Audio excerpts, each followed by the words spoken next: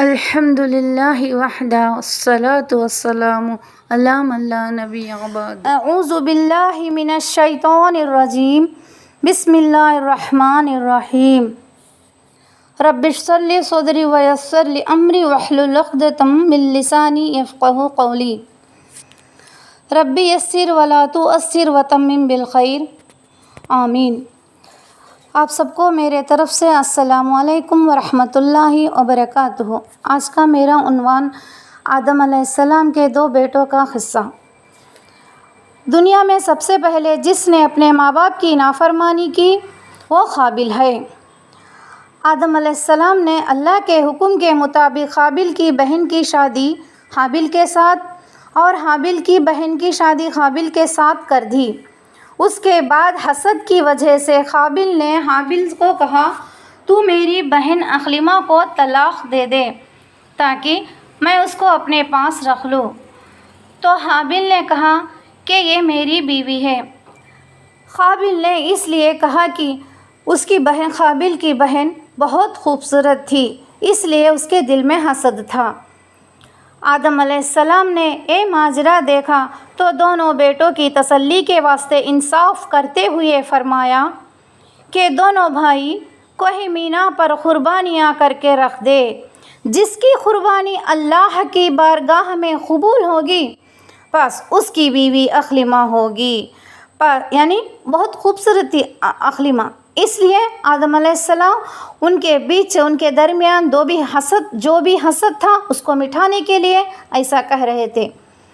پس دونوں بیٹوں نے باپ کے حکم کے مطابق بکریاں ذبح کر کے کوہ مینا پر رکھ دیا۔ کوہ مینا حاجیوں کے لیے دعا مانگنے کی جگہ ہے، اب تک بھی قربانی اسی جگہ ہوتی ہے۔ اس کے بعد اسی وقت آسمان کی طرف سے ایک آگ آ کر حابل کے قربانی کو جلا گئی اور حابل کی قربانی قبول ہو گئی۔ یعنی آگ جلانے کا مطلب قربانی قبول ہونا۔ تو قابل کی قربانی قبول نہیں ہوئی، اس لیے قابل نے حابل سے کہا میں تجھ کو قتل کر ڈالوں گا کیونکہ تیری قربانی قبول ہو گئی۔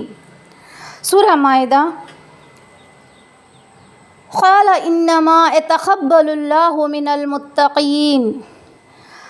حابل بولا اللہ تعالیٰ پرہیزگاروں کی قربانی قبول فرماتا ہے، اگر تو مجھ کو مارنے کے لیے ہاتھ اٹھائے گا تو میں تجھ پر ہاتھ نہیں اٹھاؤں گا، کیونکہ میں اللہ تعالیٰ سے ڈرتا ہوں جو سارے جہاں کے پروردگار ہے۔ آخر کار ایک دن قابل نے ایک پتھر زمین سے اٹھا کر حابل کے سر پر مار دیا تو حابل مر گیا اور قابل اللہ کے بارگاہ میں گنہگار اور کافر ہو گیا۔ تھوڑی دیر بعد لاش پر چیل آنے لگے تو قابل نے سوچا کہ لاش کو کیا کرنا چاہیے۔ آخر اس نے لاش کو اپنے کھاندے پر لے کر دنیا میں گھومنے لگا۔ بس اللہ تعالیٰ کو یہ منظور نہ تھا کہ اس نیک بندے اور اپنے دوست حابل کی لاش کو رسوا کرے۔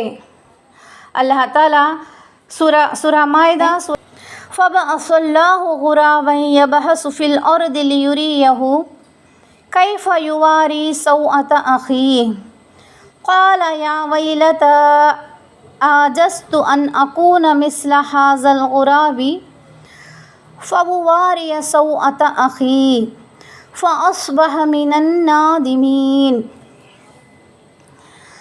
اللہ نے 2 کوے بھیجے اور دونوں آپس میں لڑے اور اس کے بعد ان میں سے ایک نے دوسرے کو مار ڈالا اور اس کے بعد اپنی چونچ اور پنجوں سے زمین کو کھود کر خبر کی طرح بنا کر اس میں مردے کوے کو ڈال کر وہ کوا چلا گیا۔ بس قابل نے افسوس کیا اور کہا، ہائے افسوس، میں اس کوے کے جیسا بھی نہ بن سکا تاکہ میں اپنے بھائی کے عیب یعنی لاش کو چھپا سکوں۔ اور پھر وہ پچھتانے لگا۔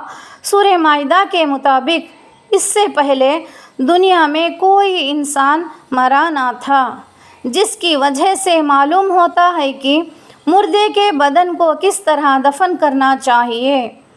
یعنی ہم تمام لوگ اس واقعہ سے بہت سارے نصیحت کو حاصل کر سکتے ہیں۔ اب حسد کو ہی دیکھ لیجئے۔